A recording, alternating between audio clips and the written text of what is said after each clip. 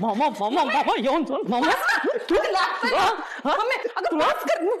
सांगितलं मामा म्हणजे 7 जन्मीचा शत्रू आहे तो मामा आणि तू त्याच्या पोराबरोबर दाता दाता तो पोट ठेव खाली. काय झालं? हिरा हिरा काय झालं काय?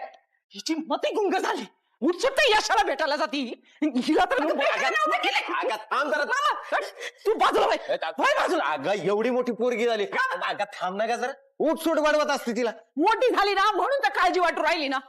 हिला अक्कल नाही. आपल्याकडे एक तर चांगली स्थळ येत नाही आणि ही हिच्या तुंडीच्या पोराबरोबर ते यशाबरोबर ही गुळू गुळू गुळू बोलत होती आणि असं जर कोणी पाहिलं तर हिचं लग्न कसं ठरेल.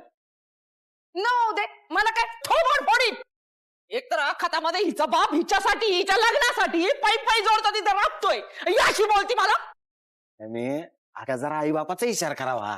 आता ही ना गुंडी मामाच्या घराशेजारी घर घेतले मग त्याचा पोरगा समोर दिसेल तर बोलायचं पण नाही का? नाहीच बोलायचं. सक्का मामा पक्का वैरी आपला. आपला नाही तुझा. आता तर हिनो मम्मी नको थांब जरा. थांबा ना जरा. असं काय करते ग सुले? तिच्या प्रपंचासाठी सगळं चालू आहे ना. मग उगं मी अक्षता पडायच्यात आता डोक्यावर आणि मार काय खाती ग लहान लेकरांनी. हीच मारतीये मला. बर जा स्वयंपाक पाण्याचं बघ जरा. चल तू परत दिसते ओय. पोरा तगडाच बोलते. जा तू बी जा म्हणजे फास्ट होईल जरा. बोला मंदाजी.